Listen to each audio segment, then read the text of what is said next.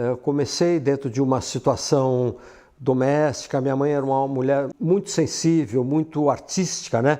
Ela trouxe essa possibilidade para dentro da nossa vida e eu eventualmente olhei isso assim realmente como um caminho, né? Fiz um caminho onde, vamos dizer, onde não tinha caminho. Uma característica muito da minha natureza de trabalho, ou mesmo natureza humana, que eu sou uma pessoa muito experimental. Assim, tem umas características que eu já trabalhei muito com a resina, né? E isso foi um desafio muito grande para mim, que eu tive um pouco que inventar como fazer, como trazer a cor, como trazer essa superfície. São trabalhos que sempre eles dependem um pouco do molde ou de alguma forma mais indireta de execução, né? Eu criei os problemas e eu estou tentando resolvê-los, né? Nessa exposição atual, tem trabalhos na vertical, trabalhos no espaço e também são de resina, né? Eu achei muito elástico, muito interessante de ele estar me acompanhando durante tantos anos e mostrando muita versatilidade e também muita dificuldade também, sabe? Quer dizer, não é uma coisa fácil, prazerosa, né? Sempre tive um pouco esse prazer, um pouco também assim do objeto, da figuração, de você poder também modelar algo, né?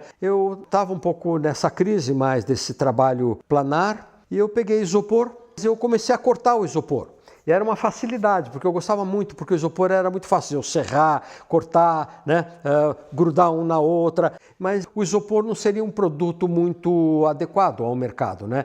E até então eu lutei muito para conseguir fazer do isopor virar algo sólido. Algo que não tem essa fragilidade, nem essa precariedade, nem essa leveza. E aí fui tirando moldes do isopor e consegui peças que de uma certa forma são de resina, fundi em alumínio, fundi algo em bronze, a partir dos moldes que eu tirei. Eu associei um pouco trabalhar com isopor como desenhar, mas desenhar no espaço, né? Como você desenhar livre, né? Você pensa uma coisa, você anota uma ideia, você registra uma possibilidade e no isopor eu poderia fazer esse desenho no espaço. Aquele preto eu tirei literalmente o molde do isopor e depois resinei. Esse daqui eu resinei por cima do isopor, mas ele ficou quase como um esqueletinho lá dentro mesmo, porque ele já não existe mais como peça assim, né? Tirei o molde da cabeça, fiz ela em resina, daí eu revesti e aquela peça eventualmente ela é toda de grafite. A superfície. Começaram a ter uma reflexão de matéria, né? Puxa, essa pode brilhar, eu posso polir, eu posso lixar. Então ele me apresentou todo um repertório que eu achei novo, né? Porque eu tinha uma característica na resina, nas pinturas, e um pouco a regra, entre aspas, era não ter nenhuma ação de superfície.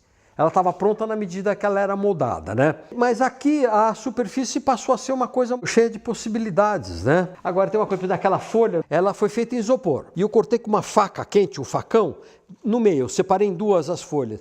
E o isopor, ele calcinou, ele ficou todo cristalizado pela faca quente, né? Eu gostei muito do isopor cristalizado. E daí eu laminei toda a resina por trás dela. Mas a pele dela é ainda esse poliestireno queimado. Eu anotei muito para essa exposição. Na verdade, eu acho que tem 6 anos de anotações, de trabalhos, que eu pego um pequeno pedaço de isopor, eu corto, que eu faço, que eu monto. Tem muito estudo por trás dela.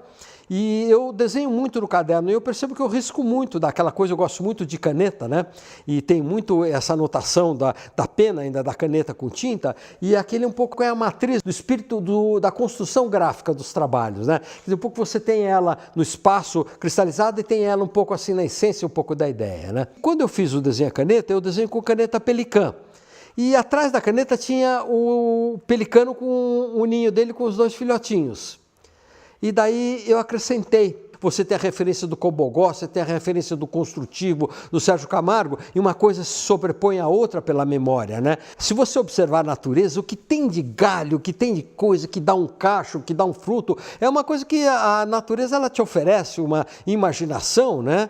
Que com certeza sim é muito estimulante, né? É curioso porque eu acho que às vezes tem uma coisa barroca aqui que poderia ser uma herança nossa e eu sinto assim que às vezes me constrange um pouco esse barroquismo, sabe que é uma coisa um pouco primitiva, de não ser uma coisa muito sofisticada, mais intelectual, né? Mas eu acho que por outro lado, se eu puder estar dialogando com a natureza, eu não vejo como isso não ser uma coisa prazerosa de poder fazer, né? Esse rosto, eu até fiquei assim um pouco constrangido, ele é uma coisa meio anacrônica, mas ele tem uma série de referências que eu gosto muito. Eu acho que ele é um pouco Goethe para mim, ele é um pouco também o meu mestre de Tai Chi, ele é um pouco o Rudolf Steiner, Ele é, de uma certa forma, uma coisa assim que eu acho muito gozada, que ele é um lápis 6B também. A própria cabeça dele é uma ponta de lápis. Ela é um pouco um patriarca já mais assim, vencido, assim, um pouco, sabe, na mentalidade de hoje, né? Mas eu acho que tanto ela é uma coisa poderia estar dentro desse universo masculino, quanto esse pelo universo feminino. Pela lírica, eles se instauram no espaço.